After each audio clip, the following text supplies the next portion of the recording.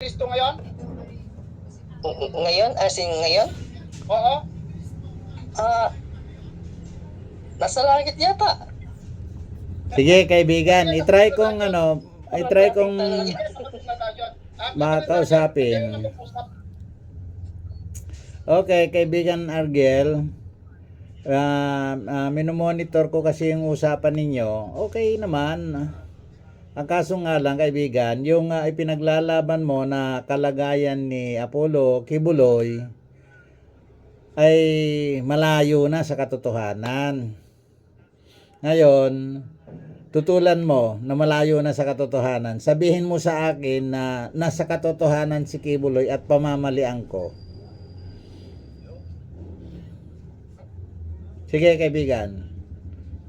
Pati yung pananampalataya ninyo dyan at sa mga aral ninyo dyan, sabihin mo yung mga doktrina ninyo, mga spiritual ninyo at pamamalian ko ng diretso. Sige. Go. Kasi tinatanong ko kung mamatay pa si Kibuloy, hindi niya alam. Kapatid Narjal, kung buhay pa ako, mamamatay si Kibuloy. Malapit na siguro. Huwag mo sabihin yan, Brad. Ano ba yan? Parang Hindi. nagalit ka na yata. Nakasulat sa Biblia. Yung mga sinasabi mo, At saka huwag mong sabihin na hindi ko alam. Kasi may sagot ako kanina dyan eh. Bakit masabi mo na wala akong alam yung tanong mo kanina? Basta mamamatay si Kibuloy. Oo, physically, pero mag-glorify nga siya, katulad sa nangyari kay Kristo. So hindi pa nagtagumpay? Kasi ang magtagumpay, wala nang kamatayan, kapatid Narjal. Hindi mo alam yung ano, kasi ibig sabihin niya magtagumpay. Ang magtagumpay dyan, ibig sabihin, ay tunay ka na naging anak. Kaya yung magtagumpay. Okay. Kasi hindi ko alam kung alam niyo ba yung proseso ng spiritual eh. Kasi hindi ko alam kung alam niyo ba yung apoy? Parang hindi niyo alam yan eh. Alam ko, Argel, alam ko. Brother Sel, akong sasagot. Parang wala akong narinig sa kanya na nagtuturo ng apoy eh. Kasi wala siyang tinuro ng apoy eh. Kasi ang apoy yan yung makakaligtas sa atin. Brother Sel, pagbigyan mo muna ako Sige. Tutumbukin ko kaagad, Argel, yung saan lugar maging glorified body ang tao. Tama si Brad Esel, yung sinasabi niya may katawang panglupa, may katawang panglangit. Yung katawang panglupa ay mapupuksa, babalik sa lupa. Yung glorified body ay tatanggapin sa harapan ni Kristo mismo, hindi dito sa lupa. Kaya nga sabi ko, may mga narinig din ako dun sa mga nakalipas na taga MCGI na mag-glorify dito sa lupa, hindi na. Sa ikalawang langit yon tatanggapin ng espiritu. Yung espiritu na sinasabi mo, Argel, papanhik sa harapan ni Kristo. Bago niya hatulan, papalitan niya yon ng bagong katawan. Yung katawang panglangit ang ibibigay. Bibihisan niya ng bagong katawan. Panglangit yon. Yung panglangit, makikita na ngayon, nabigyan na siya ng katawan, makikita niya na ngayon doon kung ang puso ng tao nanggaling dito sa lupa, yung espiritu ng tao galing sa lupa ay patay sa bautismo o buhay sa bautismo. Mag-glorify ang katawan, ang tao sa ikalawang langit, kaibigan. Yon, walang kasiraan yung katawan na yon. Ang tawag doon, katawang panglangit.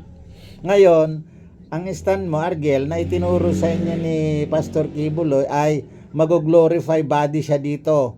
Ayun, ang dami kayong niloko niya. Hindi mangyayari na magkaroon ng mag-glorify na katawan dito sa lupa. Hindi. Kahit yung mga apostol mismo, walang nangyaring ganon. Papanhik. Mag-uusap pa ba tayo? Hindi na. Bakit ayaw mo kausap si kapatid na Dadyo? Tinatanong ka eh. Hindi ko na kaya patulan niya. Wala, hindi niya may pipilit. Tingnan mo, si Kibuloy kasi, Brad, mamamatay minsan. Tama yung sinasabi niya eh. Lahat ng tao mamamatay dito sa lupa. So yung katawan natin na tinatawag sa English na soul o tinatawag natin sa Tagalog na kaluluwa, yan ay babalik sa lupa. Yan ha. Nasaan yung glorified body na sinasabi mo? Ang So, papanhit... yung soul na babalik sa lupa. Ha? Ano yung sa'yo mo? Yung soul babalik sa lupa? Yes. O baka yung katawan? Yan yung katawan natin sa English niyan, soul. Hindi yan espiritu. Yung aakyat sa langit, kaibigan, hindi soul. Spirit yun. Natuto ka sa kwan naman, word meaning. Basahin mo yung Bible, nakasulat, papanhig sa langit yung soul. Mali yung translation na yun. Nakita mo, yung soul, the living soul, itong katawan natin ang the living soul.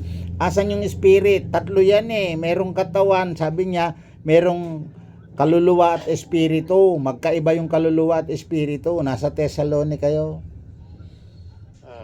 Naniwala ka. Naniwala ka dyan dahil naririnig ko ang mga punto mo na ang kaluluwa at espiritu ay magkaiba. Nalito ka na, kaibigan.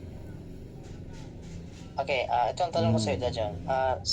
Saan mo makukuha yung spirit mo? Nasa puso. Hindi, saan mo, I mean, paano magkakaroon ka ng espiritu? Nasa puso, pagka binuhay ng Diyos, na binuhay ka na. Paano ka magkaroon ng espiritu? Kasi may ka na naman, di ba? May kaluluwa ka na. Paano ka magkakaroon ng espiritu naman? Tinan mo, dito na tayo, parang babalik na tayo sa grade 1 ha. The soul and spirit ay magkaiba. Payag ka. Ang soul at saka espiritu magkaiba. Payag ka.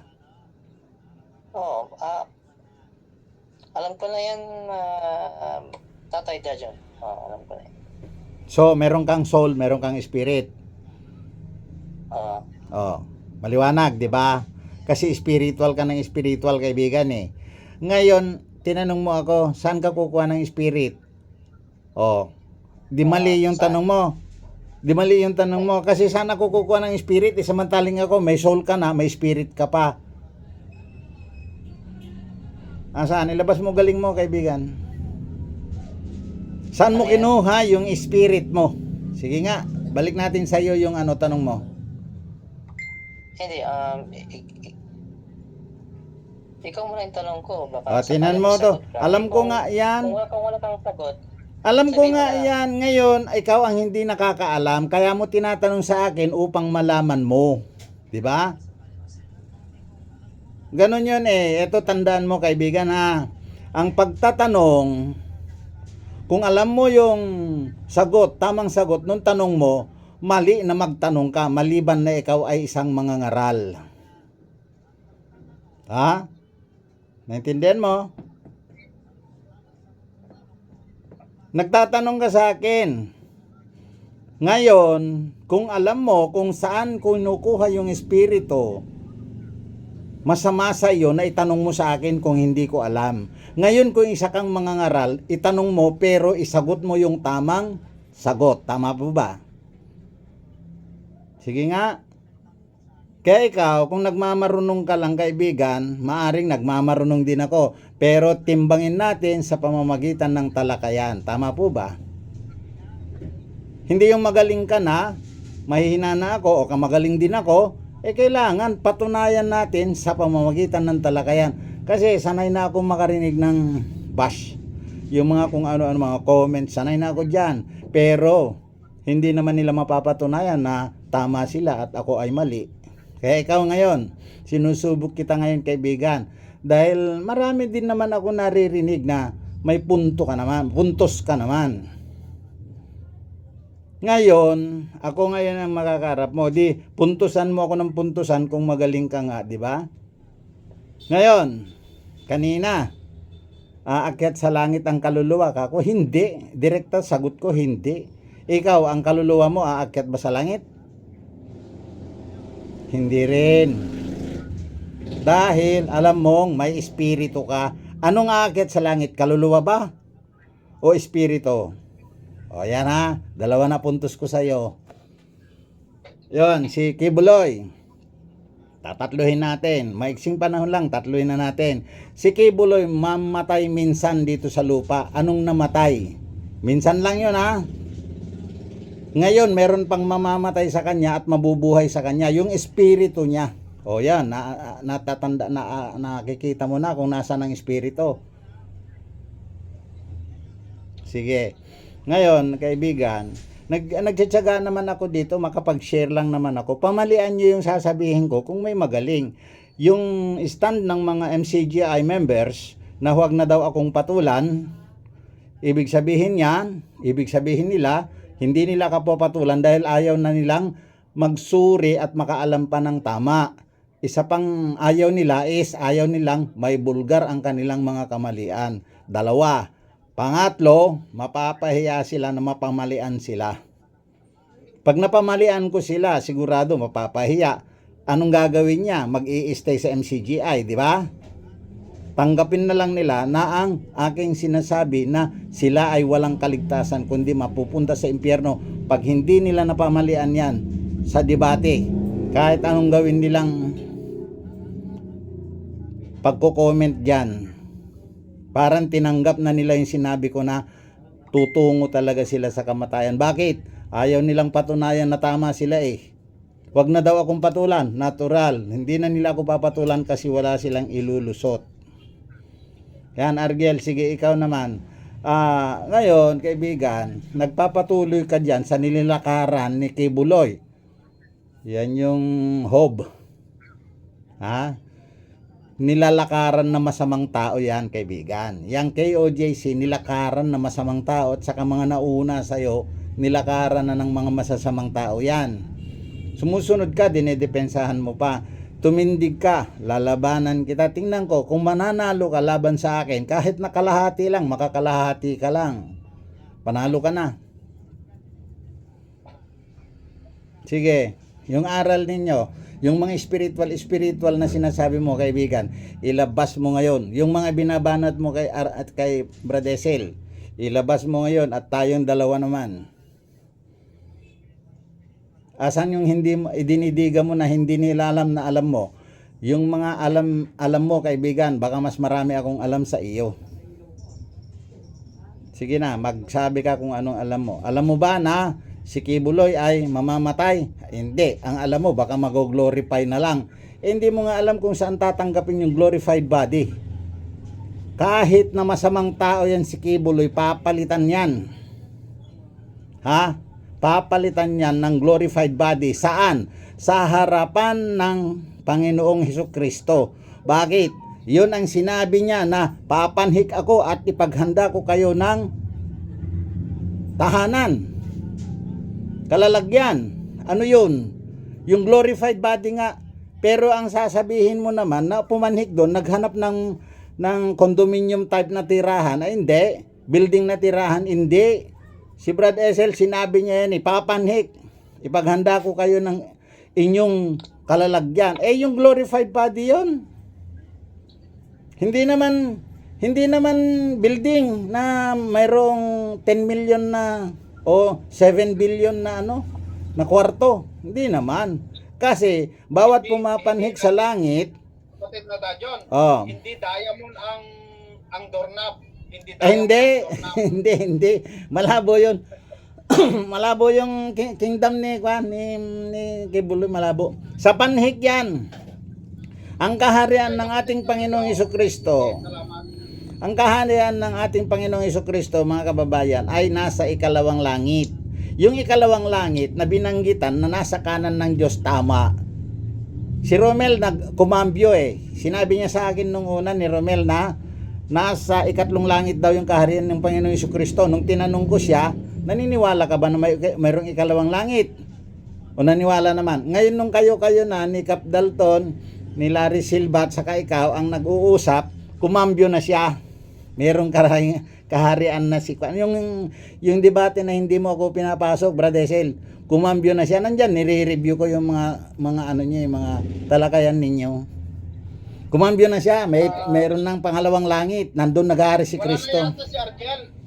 Wala na yata si Argel. Gabi na, no? Gabi na dito. Medyo nakaka-istorbo na tayo. Parang ayaw kang kausapin ni Argel eh. Ay, ano kaibigan, tinan mo, nung pinapasok mo ako, butata ka agad. Ngayon, nandyan pa si Argel, nakikita ko pa. En kaso nga lang, baka ayaw na niya magsalita kasi nga, maiintindihan na niya yung aking mga puntos. Wala siyang wala siyang mailusot. Nakatulog ako. Oh. Ganon. Kung matulog, natutulog ka pala, di pa ano. Ngayon, Argel, ito sasabi ko nga sa'yo, magaling ka nga.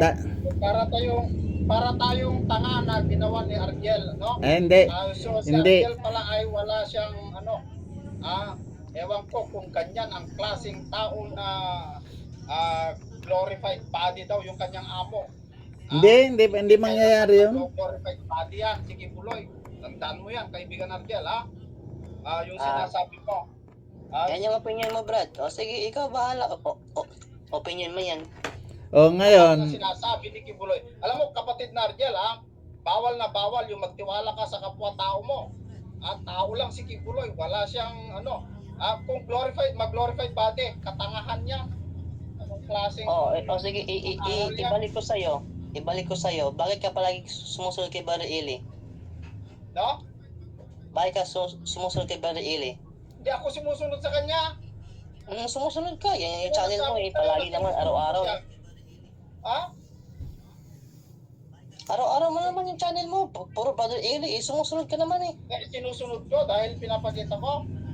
Oo, ano pa bang point mo diyan kay Brother Eli? Bakit ka sumusunod sa kanya? Bibliang sinusunod ko. Parang pinapalabas yun kasi sa KOJC. Si Kibuloy ang nauna, siya yung dapat. Lapitan mo yung tao andyan sa kulungan. Nako, Argel, nakakainis lang yung ano mo. Nagsasabi ka Pinagmalaki mo yung bakit para anong nangyari sa mga nasunod kay Kristo? Hindi ba sila nakulong? Hindi ba sila pinatay? Hindi mo ba nagits yun? Yung amo mo tumakas nga eh. Pinatay ba yung mga apostol lahat? Pinatay yung mga apostol. Lahat sila pinatay? Bakit? May sinabi ba ko lahat? Talaga wala kang alam sa Biblia, kapatid na Argel eh. Kung ipakita ko yun, na meron hindi namatay na pinatay. May walang namatay dyan, si John. Yun. Sige. Tingnan mo, kung alam mo yung sinasabi mo, kapatid na Argel, wala ka talagang alam sa Biblia eh. Kaya nga siya yung siya yung tinanggap ng revelation eh. Ako. Kapatid na Dajon, siguro mag na lang tayo, no? ang masasabi ko lang dyan, kasi sa'yo naman ang channel, pagka gusto mong i-entertain, no problem naman. Katulad yan sa akin, ang dami nagko-comment. Okay lang naman kung ayaw mo akong papasukin, di ba? Sabi ko nga, kung ayaw mo akong papasukin, di okay lang sa akin. Pero kung papasukin mo naman ako, titindig naman ako dun sa aking paniniwala naman. Ngayon, may galit ba? Wala, kasi nga ang pinakamahalagang utos ni Kristo ay mag-ibigan. Hindi nga magmahalan, mag-ibigan lang. Paanong pag-ibig? Yan yung mga gusto nila. Brad H, channel mo ito, dapat di ka magalit. Kasi Argel kasi paano ipipilit mo kasi kahit napapamalian ka na ipipilit mo. Yan ang mali naman sa'yo, kaibigan. Ako, marami na akong tinindigan. Kapatid na Dagon, payag ka ba sa sinabi niya na nagtagumpay na si Kibuloy, pero tapos ngayon ay sinabi niya wala daw nagdadalamhati dyan sa KOJC. Mali yun. Paliwanag ni Argel, hindi niya may paliwanag na hindi sila nagdadalamhati dyan eh. Mali yan, kasi ang si Kibuloy ng kaligtasan, hindi ka na mahirapan kasi nasa Paano ka dadanas ng kahirapan, Argel? Paano ka magtitiis kung hindi ka magdadanas ng kahirapan? Kung nandyan ka na sa kingdom ninyo, sabi mo wala nang kahirapan. Ano yung sinabi dun sa Matthew na ang magtitiis? yun. kailangan ka dumaan ng apoy eh. Kasi sinasabi mo apoy eh. O yung Oo, apoy ba, nga. hindi pa petition, hindi ba kahirapan? Kasi ang interpret mo dyan sa mahirap ay yung naghirapan kami na sumunod kay Kristo. Yan ba yung point mo? Hindi, ako sa Brother Sel, ako sasagot. Ako sasagot. Mahirap sa'yo. Ako sasagot. Dapat, Brother Sel, ako sasagot O ha. sige kapatid na Daniel, sagutin mo. Kaibigan, Argiel, ang tigas ng stand mo na nakasunod kayo kay Kristo. Napaka talagang firm na firm ka na nagsasabing sumusunod kayo kay Kristo. Sinasabi ko naman, hindi kayo makasunod kay Kristo kahit kailan. Si Kibuloy ang sinusunod ninyo, pero kung kay Kristo kamo sinusunod ninyo, mali. Alam mo, ginagamit ni Kibuloy yung Biblia upang mapasunod niya kayo. Pero yung gusto ng Kristo, hindi kayo nakakasunod. Pati kayo, pati si Kibuloy hindi nakakasunod, kaibigan. Marami kayong maling ginagawa na ayaw ni Kristo. Pagkatapos ibibida mo na nakasunod kayo kay Kristo. Sige nga, sasagot ka. Napakarami kayong maling ginagawa dyan na alam na namin, alam na ng buong daigdig. Ang daming maling ginagawa ni kay Buloy pagkatapos nakakasunod kay Kristo. Maling-mali yan, kaibigan. But, very firm ang pagkakasabi mo na sumusunod kami kay Kristo. Yan ang salita mo. Kaibigan, sinungaling ka. Hindi kayo nakakasunod kay Kristo. Sumagot ka. Nakasunod kami kay Kristo. Kasinungalingan mo, hindi totoong nakasunod kayo dahil ang dami niyong maling ginagawa. O, laban. Sige, ikaw na. Ikaw naman. Sige. Ulit-ulitin mo. Kahit 1 million times mo sinasabi na kasunod kayo kay Kristo, ako nagsasabi, mag-isa lang ako. Kasinungalingan dahil ang dami niyong maling ginawa na ayaw ni Kristong gawain ninyo. Nakasulat din naman sa Bible May matitindig ka? Wala. Ang dami. Pati yung founder ng KOJC na yan, kita mo, ang dami niyang ginawa na mali. Mali na nga sa batas ng Diyos, mali pa sa batas ng tao. Sige. Saan ang nakasunod na taga KOJC dyan? Saan ang nagtagumpay dyan sa inyo? Sa totoo lang, dito sa lupa, magtagumpay man ang tao, yumaman, tagumpay sa pagyaman. Pero pag tagumpayan, ang kaharian ng langit ay malabo, malayo. Yung claim ninyo, glorified body, sinabi ko na sa'yo, kaibigan, walang bababa na glorified body dito sa lupa. Panglangit kasi yun. Panglangit kasi yung glorified body. Yung isaw-saw mo sa apoy, hindi masusunog. Yun. Ngayon, kung doon sa impyerno dadalhin, masusunog nga. Naintindihan mo, glorified body? Ang glorified body, kung ang apoy ng tao lang ang pagsasawsawan mo, hindi yun masusunog. Pero kung doon mo ihagis sa impyerno ng Diyos, masusunog niya yun. Mas matinding init kaysa init ng apoy natin. Kaya ikaw, naloko ka na nga ni Kibuloy, dinadagdagan mo pa yung maloloko naman sa pamamagitan mo. Naintindihan mo, kaibigan? Nasaan yung mga dinidiga mo dyan sa SLTV na yan? Ilabas mo dito at ako ngayon ng sargo-sargo sa'yo. Sige. wala na akong masabi sa'yo. Sige nga, ilabas mo nga yung galing mo nga Maglabas ka. Wala na akong maisip. Maglabas ka. Yung mga spiritual na, marami ako naririnig sa'yo. Tama ka naman may spiritual naman na namamatay Ikaw ba, buhay ka ba sa espiritu? Patay espiritu mo, kaibigan. Bakit? Alam ko kung paano pinapatay ang espiritu ng tao. Kanina, ang stand mo, kaluluwa. Nabobo ka na. Nung ipaliwanag ko sa'yo ang kaluluwa at espiritu, di nabobo ka na, di ba? Asan ang galing mo? Ilabas mo. Sasagutin kita. Mababang pangungusap ang gagamitin ko sa'yo. Ilabas mo yung spiritual mo. Brad Esel.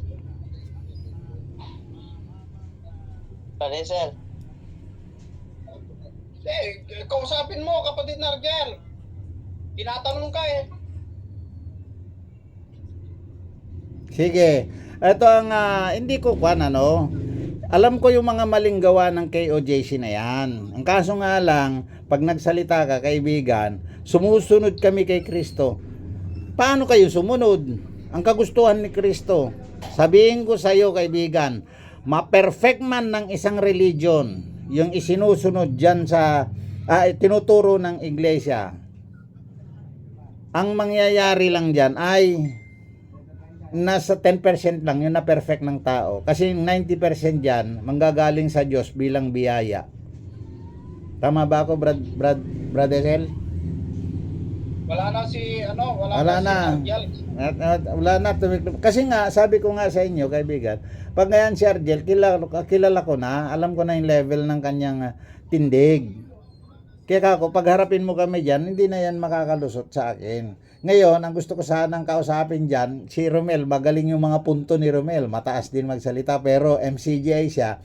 Dito ka mo, hindi ko kailangan kaibigan sumikat dito, dahil channel mo to eh.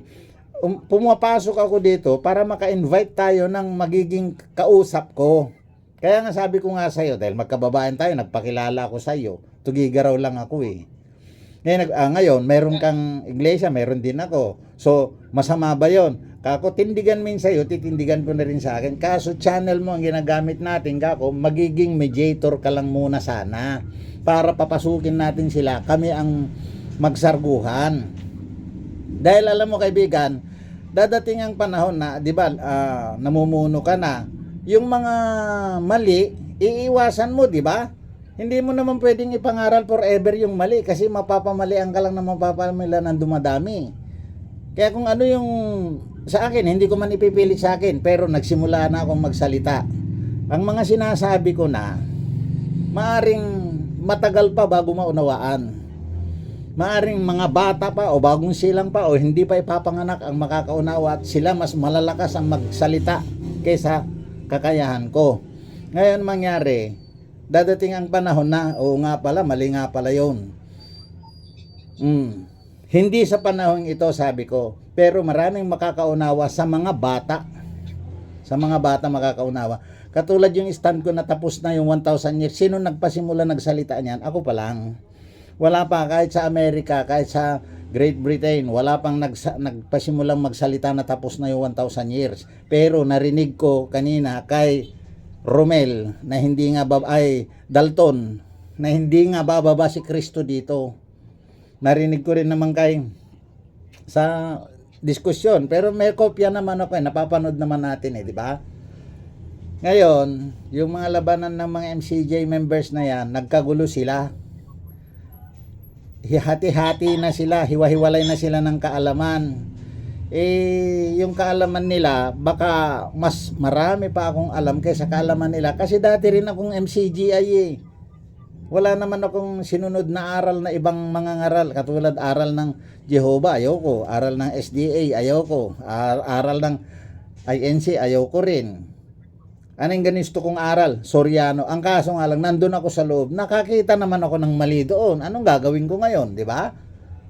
Magtindig na lang din ako ng sarili ko. Kahit ang ipangaral ko, yun na lang kulang na ipinangaral nila. Yung hindi na ipangaral, ako naman yung magtuturo. Nakakuha mo yung punto ko, di ba? Hindi yung kokopyan. Pagka ipinangaral ni Brad Eli Soriano at nalaman ko naman, natama naman, kukontrahin ko pa ba? Hindi na. Pero yung mga ipinangangaral niya na mali, doon ako kukontra. Doon kami magkaiba. Kasi marami akong nakikitang mali eh. Marami. Katulad yung pagpapahaba ng buhok. Nung kaanib ako dyan, ipinagbawal pa niya ng mag-celebrate ng birthday. Bago ako pumasok, narinig ko na sa kanya na sa mga patay, bawal dalawin yung mga patay. Doon pa lang, hindi pa ako naanib sa kanya. Kontra na ako doon sa aral na yun eh. Kontrang-kontra ako doon. Okay, kapatid na tayo, wala naman akong alam sa mga MCGI, ano? Ngayon ganito. Ito ako ang ako magpapaalam. Ako yung magpapaalam na ngayon kaibigan, if ever ganito, meron akong mga puntos. Makikita mo naman, nag-aabang lang naman ako kasi tindero lang ako ng ng sari-sari store, kaya naka-on lang yung aking cellphone. 'Di ba? Ngayon, katulad kanina, nakita mo naka-standby lang ako. 'Di ba? Nung pinapasok mo ako, doon lang ako papasok.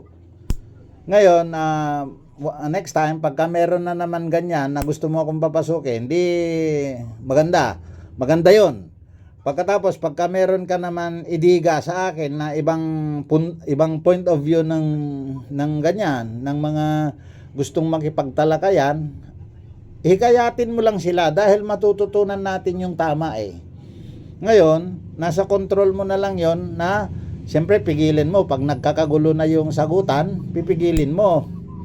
Dahil ikaw nga yung ikaw nga yung moderator eh, pinaka-referee, di ba?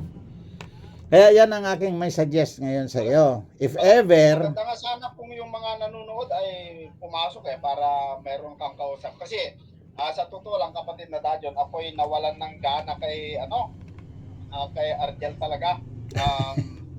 Nasira yung konsentrasyon ng aking sige, ganun lang talaga. Magpapatuloy ka rin kasi sino bang ikaw nga buti nagkaroon ka ng pagkakataon na magbigay ng balita, magandang balita galing sa Diyos. Ngayon sa atin, ako rin nagsimula na rin ako pero mabagal ako kasi wala pa akong gamit eh. Ngayon, sa iyo naman, ipagpatuloy mo lang, pero pagka natutuklasan mo na mali yung mga nakikita mo yung tama doon sa mga nagdidiskusyon, nakalagay naman sa 5:21 ng Tesalonica yata yun, na suriin ang lahat, panghawakan ang mabuti. Ibinigay naman diyan yung warning. 'Di ba, mangaral ka, magsuri ka pa rin kahit nangangaral ka na, nagtuturo ka na, magsusuri ka pa rin. Pagkatapos ang pagsusuri mo, pagka nakita mo yung iba, pwede mo naman magiging iwanan na yung mali. 'Di ba? Ganun din naman tayo noon eh. Nung tayo nasa Katoliko, akala ko 100% tama yung Catholic. Nung marinig ko si Brad Eli, mali pala ako. Bakit ko susundin pa? Nalaman na nga na mali, nalaman na nga natin sa Biblia na mali ganon. Hindi na susundin, di ba? Ngayon naman, hindi pa na-perfect yung Bible. Ako naman, ang ipinapangaral ko ngayon, mga kaunti lang, hindi lahat ng topic. Hindi lahat na pinag-uusapan sa Biblia, papatulan ko. Basta kung ano yung ibinigay sa akin ng Diyos na ipangaral ko, hanggang doon lang ako. Yung mga iba na mga hula dyan, ay pagka binanggitan nila ako ng ganon at hindi yun ang mensahe na ibinigay sa akin ng Panginoon, ay sabihin ko, kayo na lang po mag-uusap tungkol sa bagay na yan, gaganunin ko. Kasi kailangan kong ingatan din yung sarili ko. Baka mamaya, panghimasukan ko lahat ang mga topics na kahit mali-mali naman yung sasabihin ko, hindi naman ibinigay sa akin ng hiwaga na yon. Ang mangyayari ay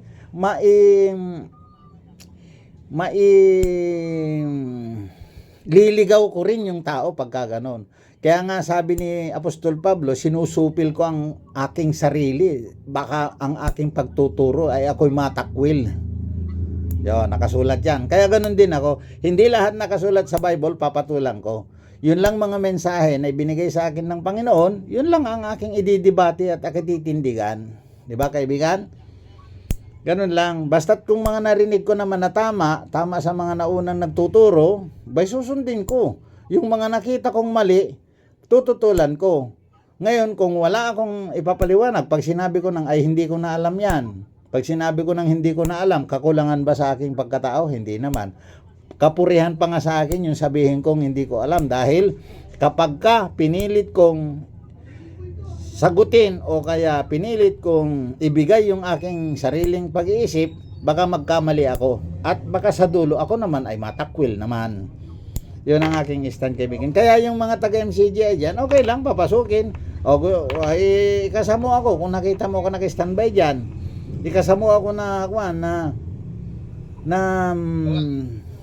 ayaw nilang pumasok. Yung mga naka standby, mga kaibigan, baka mayroon po kayong gusto i-share o maitanong, sabihin po ninyo. Pero kung wala lang kapatid na Dajon, wala wala akong mood na makipagtalakayan din sa iyo kasi nawala yung konsentrasyon ko. Kaya nga hinahayaan na lang kitang magsasalita, no? Pero siguro sa next na lang kapatid na Dajon, sakalang siguro tayo, no? Okay, sige. Tatapusin na natin ito. Oo, sige. Okay, sige, bye-bye na. Sa next na lang kay kapatid na Dajon kasi nawalan talaga ako ng kay Argel. Ganun lang talaga. Sige, bye-bye. Sige kapatid.